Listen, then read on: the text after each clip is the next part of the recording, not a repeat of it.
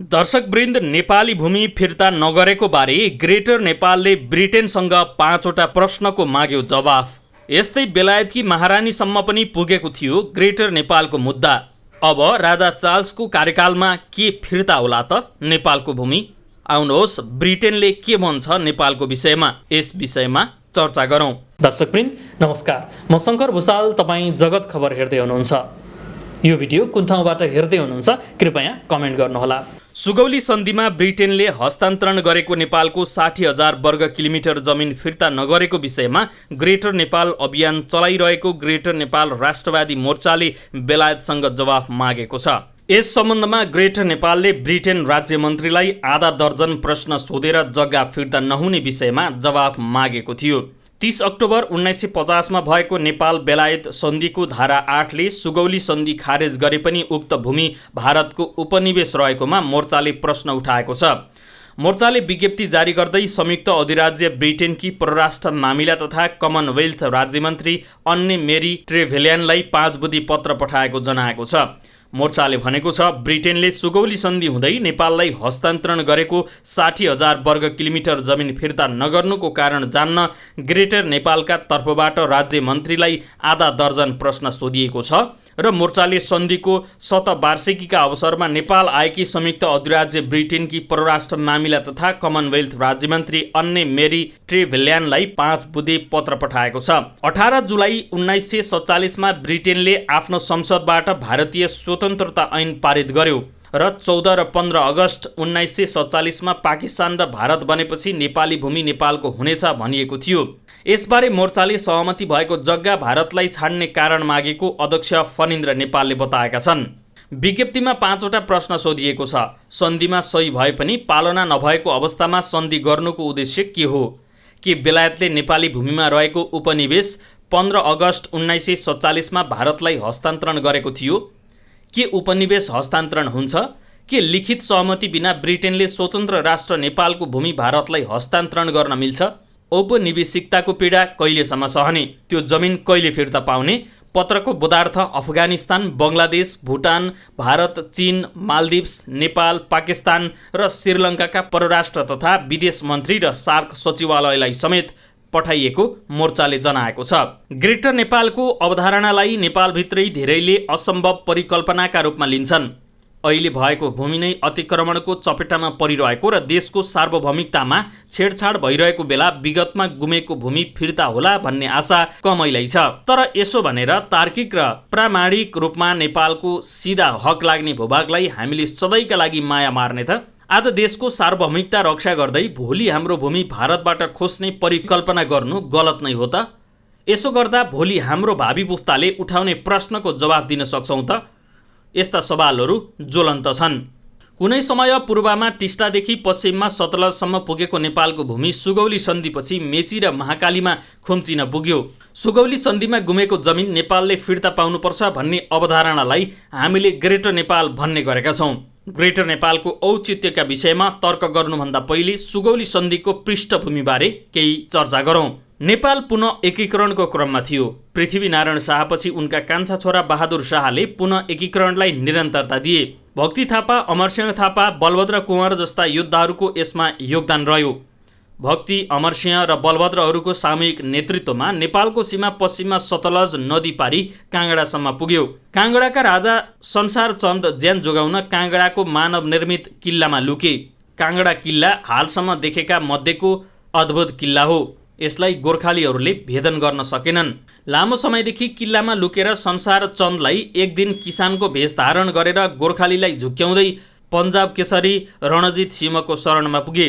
त्यसपछि संसार चन्द र रणजित सिंहको संयुक्त फौजसँग गोर्खा फौजको लडाईँ भयो, जसमा गोर्खालीले हारे।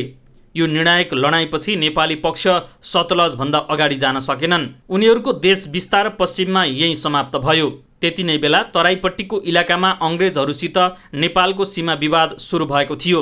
बेलायतबाट व्यापार गर्न आएका अङ्ग्रेजहरू भारतलाई उपनिवेश बनाएर बसेका थिए। त्यहाँ शासन सञ्चालन गर्न बेलायतले खडा गरेको थियो इस्ट इन्डिया कम्पनी। नेपालसित सीमा विवाद बढ्दै जाँदा खुद्रा लडाईँहरू हुन थाले। इस्ट इन्डिया कम्पनी तिब्बतमा व्यापार गर्न चाहन्थ्यो, तर पूर्वमा टिस्टादेखि पश्चिममा काँगडासम्म नेपालले तिब्बतलाई ढाकेको थियो। उनीहरू तिब्बत पस्न नेपाली भूभाग हात पार्नुपर्ने अनिवार्य भयो। यस्तै इस्ट इन्डिया कम्पनीले नेपाललाई भारत जस्तै उपनिवेश बनाउन निर्णायक लडाईँको घोषणा गर्यो। अङ्ग्रेजले 1814 नोभेम्बर 1 देखि नेपालमाथि आक्रमण सुरु गरे। नेपाल अङ्ग्रेजबीच 5वटा किल्लामा लडाईँ भयो। महाकाली पारीका 2 र महाकाली पूर्वका 3वटा। महाकाली पूर्व नेपालले आफूलाई अडिग राख्यो। अङ्ग्रेज छिर्नै सकेनन्। पश्चिमपट्टिको लडाईँ भने नेपालले हार्यो। पश्चिमको लडाईँमा बमशाह भन्ने नेपालका एक प्रभावशाली सैनिक कमान्डरले शङ्कास्पद रूपमा आत्मसमर्पण गरे। यो खबर पाएपछि कुमाऊमा रहेका नेपाली सेनापति अमरसिंह थापा हताश बने। नेपाली पक्षले तत्कालै युद्ध स्थगित गर्ने प्रस्ताव अङ्ग्रेजसित गर्यो। अङ्ग्रेजका सेनापति अक्टर लोनी थिए। वार्तालापपछि सन् 1815 को मे 15 मा अमरसिंह थापा र अक्टर लोनीबीच सम्झौता भयो। उक्त सम्झौताबाट महाकालीदेखि सतलजसम्मको क्षेत्र नेपालले गुमायो। यता पूर्वतर्फ नेपाल टिस्टादेखि 70 किलोमिटर पूर्व नगरकट्टासम्म पुगिसकेको थियो। सिक्किमको 3/4 भाग नेपालतर्फ थियो। अङ्ग्रेजले नेपाल विरुद्धको लडाईँमा सिक्किमका राजाले सघाएमा उनलाई सिक्किमको गुमेको भाग फिर्ता गरिदिने वचन दिएको थियो। यता नेपालगञ्ज साइडपट्टि अवध भन्ने राज्यको नवाबसित उनीहरूले युद्ध लड्नका लागि 2 वा 3 करोड भारु ऋण लिएका थिए। नेपालसित युद्ध जितेर उक्त रकम बापतको जमिन अवधलाई दिने समझदारी भएको थियो। अमरसिंह र अक्टर लोनी बीचको सेनापति स्तरको सम्झौताबाट बेलायतले चित्त बुझाएन। युद्धमा हारेको नेपालबाट उसले अझै धेरै कुरा चाहेको थियो। त्यसैले 1815 को डिसेम्बर 2 मा बेलायतले नयाँ सन्धिको प्रस्ताव पठायो। अमरसिंह र अक्टर लोनीबीच भएको सम्झौतामा टेकेर सन्धि गरिएको भए न्यायोचित हुन्थ्यो, किनकि नेपालले लडाईँ हारेको पश्चिममा मात्रै हो, पूर्वमा होइन। तर बेलायतले पूर्वको टिस्टादेखि पश्चिम महाकालीसम्मको सम्पूर्ण तराईमाथि दाबी गर्यो। सन्धिमा उल्लेखित अङ्ग्रेजी वाक्यांश यस्तो छ: the king of Nepal cedes the whole lowland between Mechi and Teesta, Koshi and Gandak, Gandak and Rapti, Rapti and Kali. बेलायतले सही गरेर पठाएको सन्धिमा नेपालका राजाले 15 दिनभित्र सही गर्नुपर्ने भनिएको थियो। तर यति ठुलो भूमि गुम्ने भएपछि दरबारभित्र विवाद आयो। कसैले सही गरौँ भन्ने, कसैले नगरौँ भने। नेपालका राजा गिर्वाण युद्ध विक्रम शाह सानै थिए भने प्रधानमन्त्रीमा शक्तिशाली भीमसेन थापा थिए। बेलायतले भनेको अवधि अलमलमै बित्यो। नेपालले सही नगर्दा बेलायत सशङ्कित बन्यो। नेपालले अर्को लडाईँ लड्न खोजेको निष्कर्षका साथ उसले मकवानपुर साइडबाट फेरि आक्रमण सुरु गर्यो। त्यो लडाईँमा हामी हार्दै गयौँ। उनीहरू काठमाडौँ पुग्ने योजनाका साथ अगाडि बढिसकेपछि शासकहरू हच्किए। अन्ततः उक्त सन्धिमा हस्ताक्षर गर्न तयार भए। नेपालले आफ्नो तर्फबाट सही गरेर कम्पनी सरकारका लागि नेपाली राजदूत चन्द्रशेखर उपाध्यायको हातमा थमायो। उनले मकवानपुरको छाउनीमा लगेर सन्धिपत्र ब्रिटिसलाई बुझाए। बेलायतले नेपाललाई पठाएको 93औं दिन सन् 1816 को मार्च 4 मा नेपालले हस्ताक्षर गरेर बुझाएको सन्धि नै सुगौली सन्धि हो। यस्तै दर्शकवृन्द, समाजवादी पार्टीकी सांसद रेणुका गुरुङले ग्रेटर नेपाल फिर्ता ल्याउन बेलायती महारानी एलिजाबेथलाई निवेदन दिन केही वर्ष पहिले नै माग गरेकी थिइन्। प्रतिनिधि सभाको शून्य समयमा बोल्दै सांसद गुरुङले सुगौली सन्धि भारतसँग नभई बेलायतसँग भएकाले उससँग कुरा गरेर ग्रेटर नेपालको भूमि फिर्ता ल्याउनु पर्ने बताएकी थिइन्। उनले संसदमा भनेकी थिइन्, सुगौली सन्धिपछि नेपालको भूभाग मेची महाकाली निर्धारण भयो।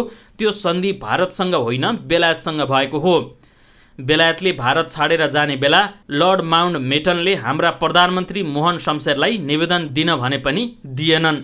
उनले तत्काल राणा सरकारले गरेको गल्तीलाई अहिले सच्याउनु पर्ने बताएकी थिइन्। तर यो विषयमा पनि अझै कुनै पनि जवाफ आएको छैन। दर्शकवृन्द, तपाईलाई आजको विषयवस्तु कस्तो लाग्यो कृपया प्रतिक्रिया दिनुहोला। यस्तै रोचक, रमाइलो र जानकारीमूलक भिडियोको साथमा हामी फेरि उपस्थित हुनेछौँ। आजलाई भने स्क्रिप्ट राइटर गोविन्द भुसालसँगै मलाई पनि बिदा दिनुहोस्। नमस्कार।